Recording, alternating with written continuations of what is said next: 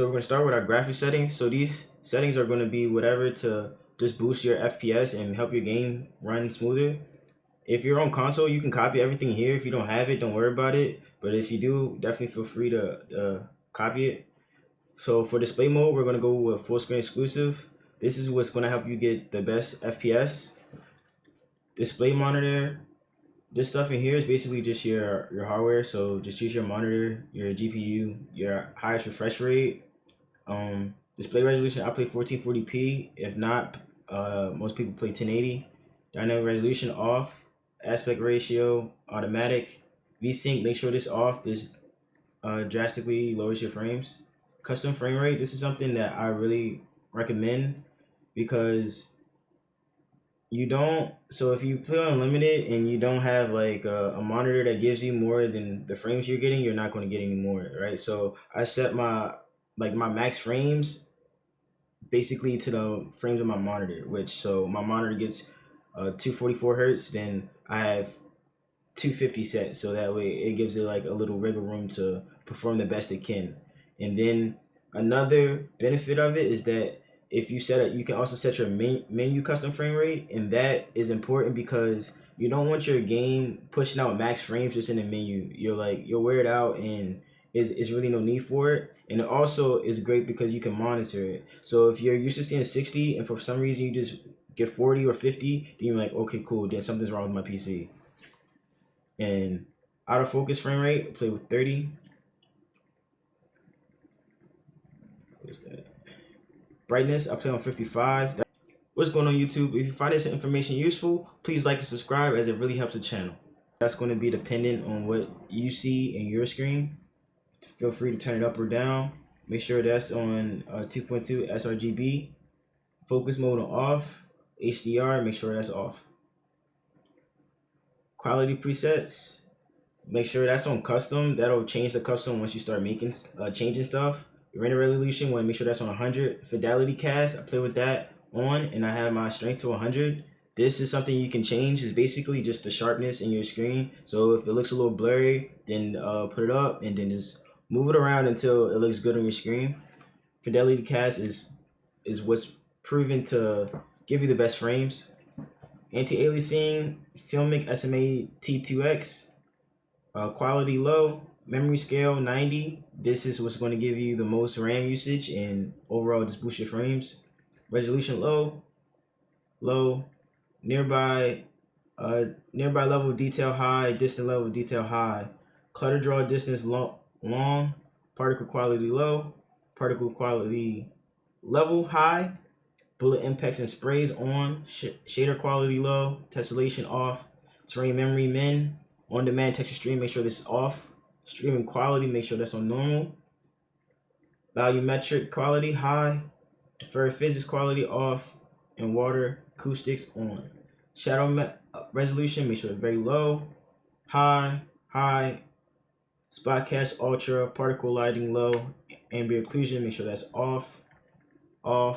Static reflection high, weather grid ultra, NVIDIA reflex, make sure that's on, depth of field off, and then road motion blur and weapon motion blur, make sure they're both off. As you can see, like in the pictures on the right, if you have these on and a person's moving around, you get clustered, or just like someone tries to rig your camera, then the game will just look really blurry. So make sure that these are off.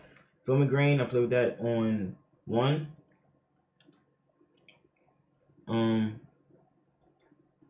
View, I play, so FOV is something that's actually like a very preference and kind of debatable, but in general, most people play, like most professional Call of Duty players, they play from 95 to 106. And then like this I know everyone's like just excited, especially console players, for getting FOV, and they just want to crank that thing all the way up.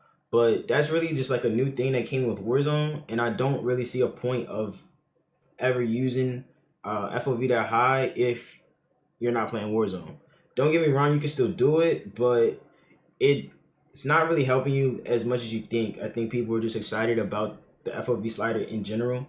But like I said, like you couldn't get FOV before on console at all, so I do recommend going up, just not all the way up to 120.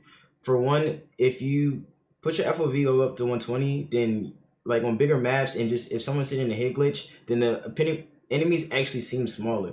And if you're not used to using the FOV of like 120, if it's so high, like you would think you were losing aim assist, and you're really not, but it is harder to get used to. So this 103 is a nice medium, and it really helped me playing Modern Warfare 2 and multiplayer in general. Yeah, like I said, if you feel like playing 120, then go for it. I mean, there's no right or wrong answer. I just wanted to give you both sides before you just cranked it all the way up as if it was just the best option.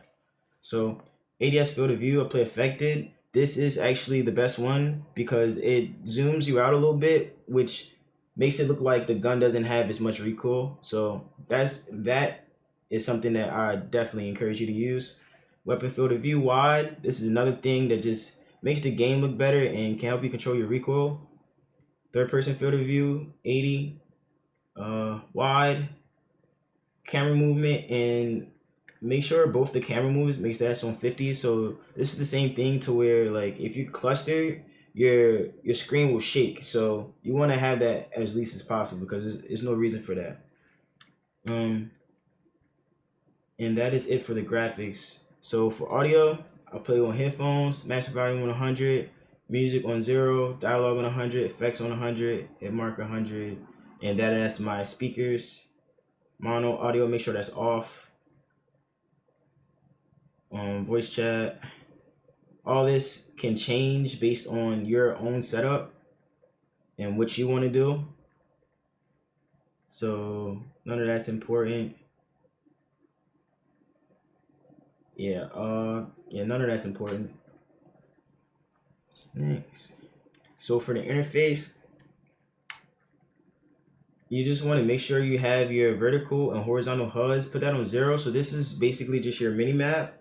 When the reason why you want this on 0, because when you have it on 0, it brings everything in. So if you have it on 100, it's wide. So when you're looking at your radar trying to get info, you're going to be looking really far off your map. Rather, if it's closer, then you're able to look a little faster, react a little faster, and have better awareness on the map. So I highly recommend turning it on 0.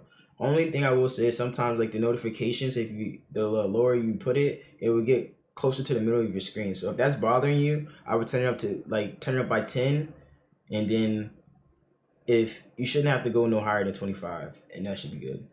Minimap shape, make sure that's on square. It just gives you, it looks better in my opinion. It just gives you more view. Minimap rotation on, make sure your crosshairs are on. That is very important. That helps with your centering. Hit marker visuals on. Damage based hit markers on. Player names full. Telemetry. So this is important. These are the top left counters that you see. So this is important. It gives you your FPS counter, latency, packet loss, and GPU. Those are the like 4 most important things that you need to see.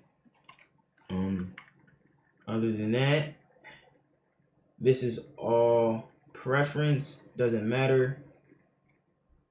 Doesn't matter. All right, and on to the controller settings. So my controller, I play tactical. I also play with a scuff, so that has something to do with it. If you don't have a scuff or paddles on the back of your controller, then I would probably use like bumper jumper. And then if that is too much, then I would just stick with tactical. Controller vibration, play with this off because vibration doesn't help you. So it's literally no point to have it on. If you're just so used to vibration, keep it on, of course. But if you want to get better and that doesn't bother you, then definitely turn it off because it's no point. It doesn't help you at all. Trigger effect, full haptics. I play 6.6. That's another thing. People think they have to play super high sensitivity. That's not true at all. Like most players in the CDL, they play 6.6 from 6.6 to 7.7. And this is something that will help you improve your aim and just help you get better at the game. ADS sensitivity multiplier. I play on 0.85. This is something that's extremely important. If you're like struggling to hit your shots or just feel like your sensitivity is too high, then definitely just put this down. And this is something that can change, but 0.85 is a good medium for me. Sensitivity multiplier. This is individually. I just have this on 1. vertical aim assist, standard, gameplay, hold, I play on auto attack sprint, equipment behavior, hold, weapon mount activation, ADS, interact. I have tap to interact. So I have on tap to interact.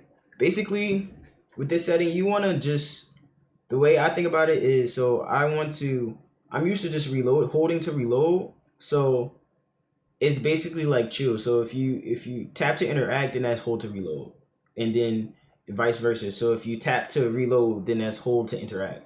So choose whatever. If you're used to reloading with holding square, then hit tap to interact, and vice versa. If you're used to reloading by tapping square, then hold tap to reload, and that will keep everything in unison and consistent when you're in the game. Because sometimes you're next to a gun, you're next to a door, and if you like tap it, you think you're going to reload your gun, and you pick up a gun, and you'll sit there for like 3 seconds or 10 seconds, whatever, just trying to figure all that out. So this will keep it consistent and help you figure that out. Armor plate behavior, play it on off. That's more Warzone setting. Target aim assist, play with this on. Aim assist type default. Aim response curve dynamic. That's important because dynamic basically it adjusts the, so when you try to aim with your right stick, it adjusts it based upon the pressure that you're putting on your right stick. So if you put a little bit of pressure on it, then it'll go with it. If you put on, like if you push it down hard, then it'll go down. If you use like linear, it'll like every amount of pressure is the same, and that's not true. So if you push it down a little bit, it'll go a lot as if it was the same thing. So that's why dynamic is better. ADS sensitivity multiplier 0.85 again, instant. Custom sensitivity per zoom, put that on off so that way 0.85 stays constant. Your dead zones, this is going to vary per controller, especially your right dead zone. So I play on 0.00 for my left stick. That just let it require the least amount of input. Right stick min, put that on 0.05. Left stick max, put this on 0.5. Right stick max 0.99. And then I have like click triggers, so this doesn't matter to me. But if you're playing on a regular controller, you want to try to put this down as much as possible, so that way it's basically just the sensitivity of your triggers. Auto move forward off. Attack sprint, this doesn't matter because I play on auto attack sprint. Grounded mantle, you want to have this off. Airborne mantle on partial, and automatic ground mount off. These things will help you have the best movement and make it feel more like Modern Warfare and really close to the Warzone movement. This is some standard movement off. Sprinting door bash, make that sure that's on. Off. Medium. All this doesn't matter. All this is preference, and that is it.